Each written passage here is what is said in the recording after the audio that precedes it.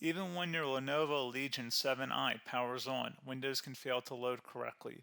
We will troubleshoot startup, repair system files, access recovery features, and use command line fixes to resolve the black screen.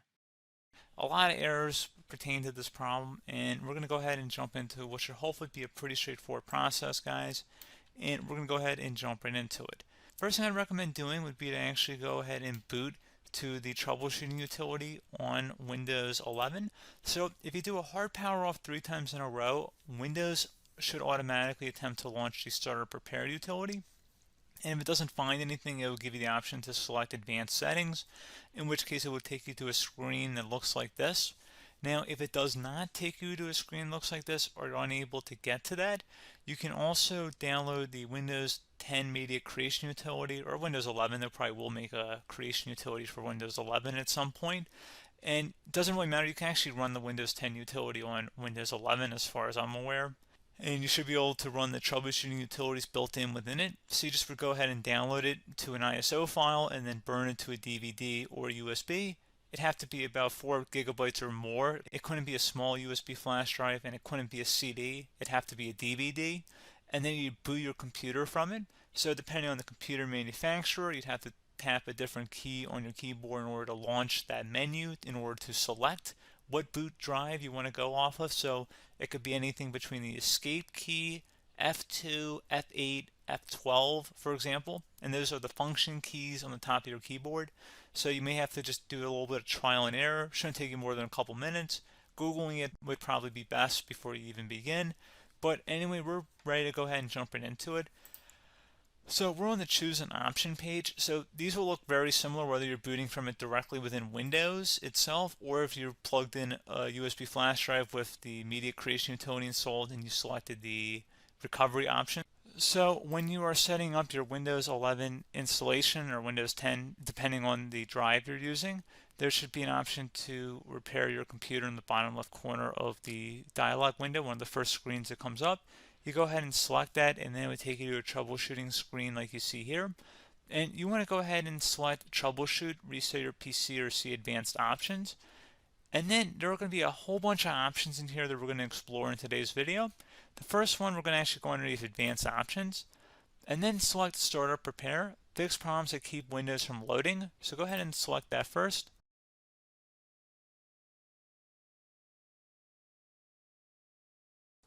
Okay, so you can see it could now repair our PC. That was our first option we could try. Something else, if we go back into advanced options here, and then select troubleshoot, we're going to go underneath advanced options again. You can go ahead and actually access safe mode by selecting startup settings. And then if you select the restart button, you have the option on the screen select safe mode with networking, which will give you a key on the screen. It'll tell you which key to press to enter that. I believe it's the F7 key. It'll do that for you. I'm not going to go over that in today's tutorial because I don't really want to go into safe mode, but you're more than welcome to attempt that by going into here and then selecting restart. Again, it'll launch another screen. It'll say what key do you want to press, and it'll give you like 7 or 8 different options, and you want to select safe mode with networking. There's also an option for a command prompt too, but that's going to be something we're going to cover later in this video, and we don't even have to go through that in order to access it. So that's why I'm not going to really push for that, because unless you know exactly what's causing the problem, you probably don't need to go into safe mode. Unless you're trying to recover files, in which case then you definitely can go into safe mode, but we're trying to actually recover our computer here. So I hope that makes sense. Something else we can also try here as well would be to uninstall updates, remove recently installed quality or feature updates from Windows. So if you go ahead and select that, you can uninstall the latest quality updates, which generally is the more day-to-day updates. Feature updates are the less regularly released ones, like the big ones. I would equate it to service packs in like Windows 7 and Windows Vista and Windows XP. So larger updates that occur once or twice a year at most. And the quality updates are more just a regular update. So probably obviously depend, it'll take longer if you're going to try and uninstall the latest feature update versus quality update. And maybe you don't need to go back that far. So just giving you guys a couple of pointers with that. Something else you can also look at here, and we're going to jump into the command prompt in a little bit, but you can select System Restore, which will use a restore point recorded on your PC to restore Windows. And this is something I would highly recommend here, guys. So select Next. Assuming you have a restore point saved on your computer, you go ahead and select the most recently created one, and you'll select next, and then you'll select the drive. You shouldn't actually have to select the drive. You can scan for affected programs, but we're going to keep it all default here, and then we're going to select finish. So once started, system restore cannot be interrupted. Do you want to continue? I think we're going to select yes. I don't think we have anything better to do on our computer right now, so just give it a moment here to initialize. It will take a couple minutes to run, obviously depending on how large your hard drive is and how much is saved on the system restore point. So just give it a couple minutes here.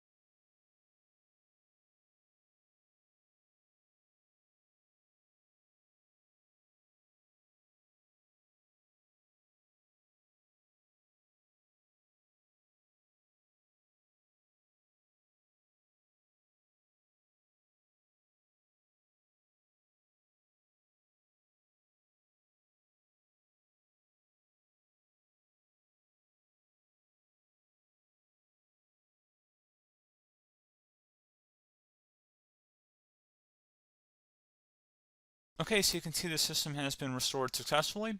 We're going to go over a couple different methods in addition to that if that did not work. So I'm just going to pause the video and we're going to start back on the recovery screen that we started with. Okay, so a couple other things we can try here too. If you go back into troubleshoot, you can select reset your PC, while you choose to keep or remove your personal files and then reinstalls Windows. You can select to keep my files, which will remove apps and settings but keeps your personal files. You can also select remove everything, which will remove all of your personal files, apps, and settings. So this is more of a factory reset, the second option here. First option, it should not delete all of your personal files. However, it will pretty much clear most of your programs, and keep in mind, there's no guarantee that your information, number one, is even still available and easily recoverable on your computer to the point that you actually would be able to recover anything. And the second point is that there's always a chance that it won't actually recover and it will just do a factory reset anyway.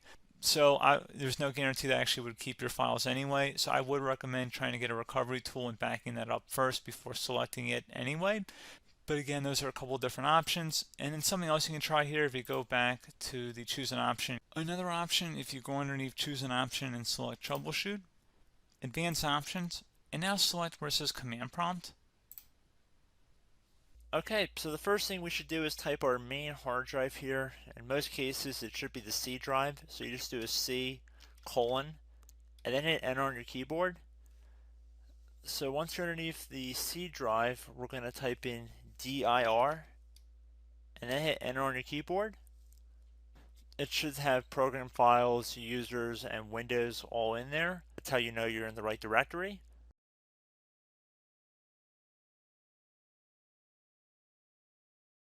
In some cases, it might be the D drive as well, so just keep that in mind.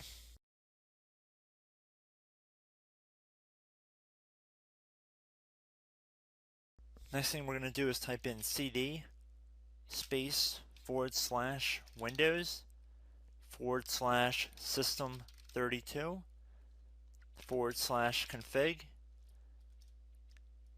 and then you're going to hit enter on your keyboard.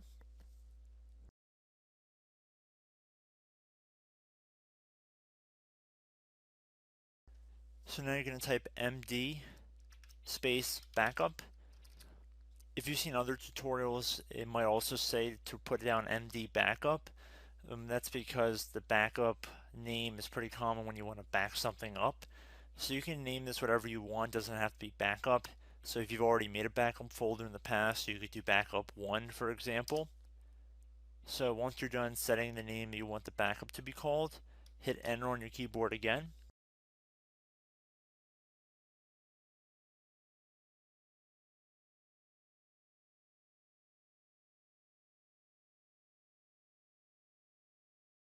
this point you want to type copy, C-O-P-Y, space, then you want to do the star symbol above the 8 key, then do a period or a dot, whatever you want to call it, then another star sign, and then another space, and then type backup, and then hit enter on your keyboard.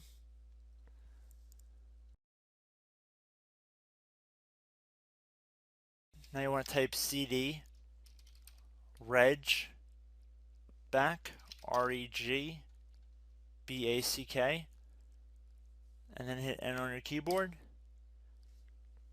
So now that we are under the reg back, so now you want to type dir again, and then hit enter.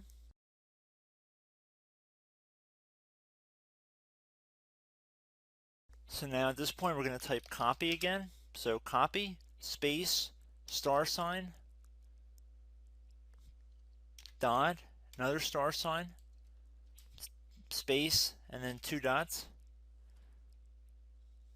So we're going to type copy, space, star sign, dot, sign, star sign,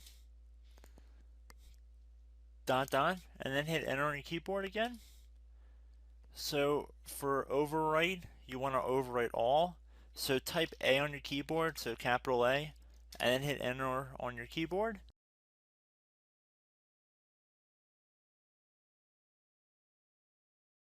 So at this point you should be good to go. You can close out of the command prompt window, and if you accidentally continue to Windows 10 you should be all set. So I hope one of these 3 or 4 different methods we went through in this tutorial helped you guys out.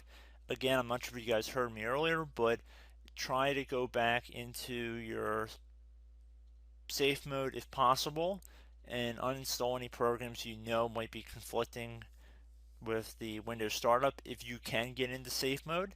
So just keep that in mind. Something very simple like that could be blocking up everything. So again, I hope this tutorial helped you guys out, and I will catch you in the next tutorial. Goodbye.